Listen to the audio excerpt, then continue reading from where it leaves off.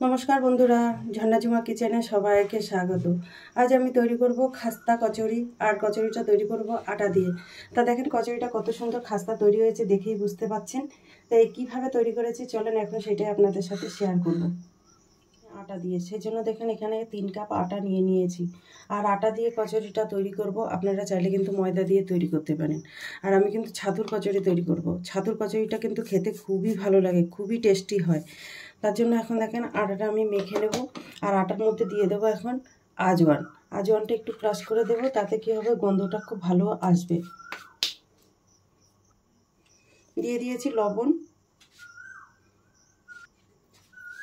দিয়ে দিলাম খুব সামান্য চিনি। একটু আটা মাখার সময় চিনি দিলে কিন্তু টেস্টটা খুব ভালো আসে। আর দিয়ে দিয়েছি রিফাইন্ড অয়েল। এখন এগুলো ভালো করে মেখে নেব। এই তেলের জায়গায় কিন্তু আপনারা একটুখানি ঘি দিতে পারেন, ঘি দিলে কিন্তু খুব ভালো লাগে খেতে। তো দেখেন আমার ভালোভাবে মেশানো হয়ে গেছে। এখন এটাকে জল দিয়ে ভালো করে মিশিয়ে নেব। দেখেন ভালোভাবে মিশিয়ে নিয়েছি, আর দিয়ে দিলাম জল। জল দিয়ে এখন এটাকে ভালো করে মেখে নেব। আর আটাটা কিন্তু সফট করে মাখতে হবে, শক্ত মাখলে কিন্তু কচুরিটা খেতে ভালো লাগবে না। দেখেন অল্প অল্প করে জল দিয়ে আমি মেখে নিচ্ছি। দেখেন আমার আটা ভালো করে সফট করে মেখে নিয়ে নিয়েছি। আর এখন এই আটাটা আমি ঢেকে রেখে দেব। ঢেকে রেখে দিলাম। এখন কচুরির মশলাটা আমি বানিয়ে নেব। এখানে কিছু মশলা নিয়েছি, আমি এখন কেটে নেব। এর মধ্যে নিয়েছি দেখেন পেঁয়াজ, রসুন, কাঁচা লঙ্কা, ধনেপাতা, আর এই যে আদা নিয়েছি, আদাটা আমি গ্রেট করে নিয়েছি। এখন পেঁয়াজটা কেটে নেব। আর একদম ছোট ছোট করে কেটে নিতে হবে কিন্তু।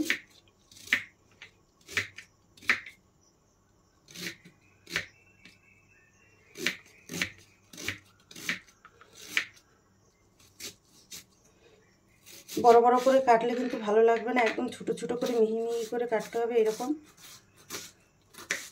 দেখেন আমি কত ছোট ছোট করে কাটছি।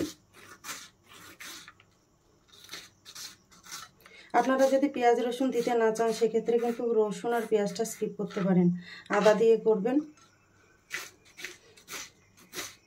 দেখেন আমি পেঁয়াজটা কিন্তু ভালোভাবে কেটে নিয়েছি, আর একদম ছোট ছোট করে কেটেছি, ঝিরিঝিরি করে কাটা হয়েছে পেঁয়াজ।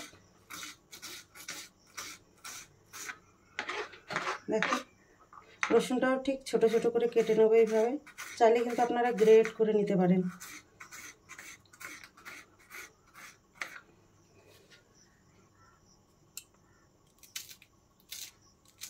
দেখেন ধনেপাতাটাও কুচিয়ে নিয়ে নিয়েছি।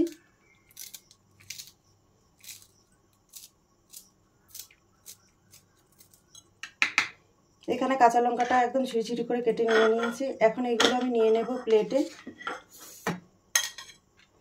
দিয়ে দিচ্ছি গ্রেট করা আদা, কুচনো পেঁয়াজ, ধনেপাতা, আদা আর এই রসুন আর কাঁচা লঙ্কা।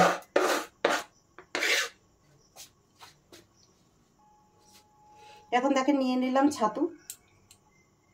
এখানে আমি 1.5 কাপ ছাতু নেব।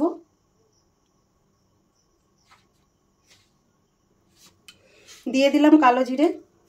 কালো জিরেটা কিন্তু দিতে হবে, এর ফ্লেভারটা কিন্তু খুব ভালো লাগে কচুরিতে। টেস্ট হিসাবে লবণ দিয়ে দিলাম, খুব সামান্য চিনি। সর্ষের তেল দিয়ে দিচ্ছি, সর্ষের তেলটাও কিন্তু দিতে হবে।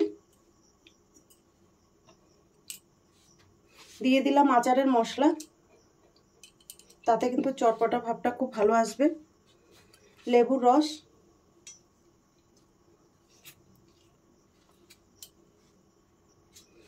এখন এগুলো আমি ভালোভাবে মিশিয়ে নেব। আর আমি মিশাচ্ছি, হাত দিয়ে মিশাচ্ছি, আপনারা চাইলে কিন্তু চামচ দিয়ে মিশিয়ে নিতে পারেন। দেখেন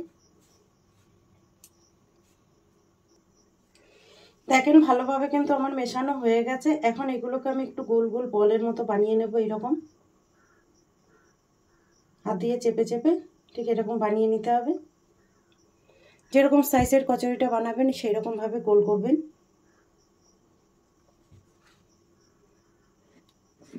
এখানে দেখেন আটাটা একটু দেখে নেব, আর একটু আটাটা মেখে নিচ্ছি। দেখেন কতটা সফট হয়ে গেছে আটা। এখান থেকে আমি ছোট ছোট বলের মতো করে কেটে নিচ্ছি। আমি এই সাইজের বানাবো, তাই এইরকম করে কেটে নিচ্ছি।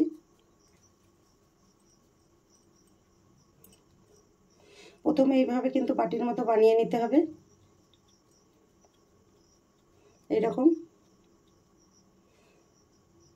আর এর মধ্যে দিয়ে দিচ্ছি ছাতুর বলটা, দিয়ে এইভাবে বন্ধ করে দেব। আর এক্সট্রা যে আটাটা না, এইভাবে কেটে নিতে হবে, এইভাবে দিয়ে এইভাবে চেপে দেব।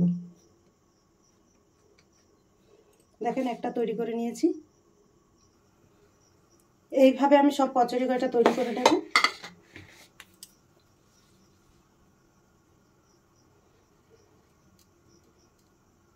আর এইভাবে দেখেন বন্ধ করে দিয়ে কিন্তু এক্সট্রা আটাটা এইভাবে আমি কেটে নেব, এইভাবে এইভাবে চেপে দিতে হবে।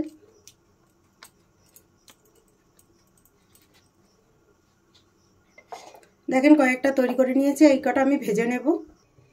এখানে দেখেন তেল গরম হতে বসিয়ে দিয়েছি, আর তেলটা কিন্তু বেশি গরম করা যাবে না, হালকা গরম করতে হবে। এখন আমি কচুরিগুলো দিয়ে দেব। এইভাবে হাতের সাহায্যে চেপে চেপে কচুরিগুলো দিয়ে দিতে হবে। দেখেন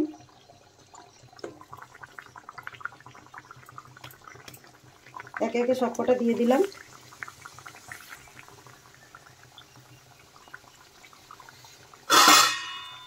দেখেন ফুলতে শুরু করেছে।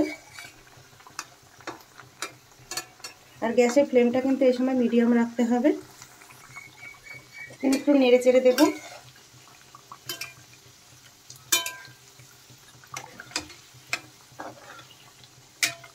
দেখেন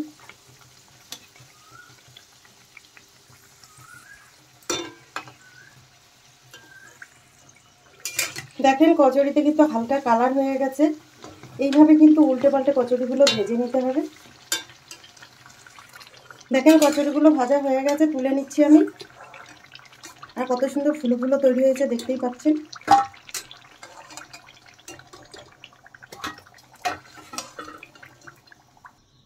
এইভাবে আরো কিছু কচুরি আমি ভেজে নেব।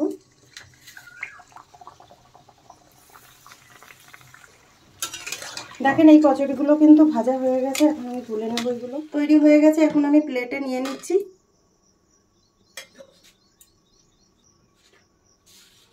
এই রেসিপিটা যদি আপনাদের ভালো লাগে তাহলে আমার চ্যানেলটাকে সাবস্ক্রাইব করবেন, লাইক করবেন, কমেন্ট করবেন, আর অবশ্যই শেয়ার করবেন। আর আমি যেইভাবে কচুরিটা বানিয়েছি, প্লিজ এইভাবে আপনারা বানিয়ে ট্রাই করে দেখেন।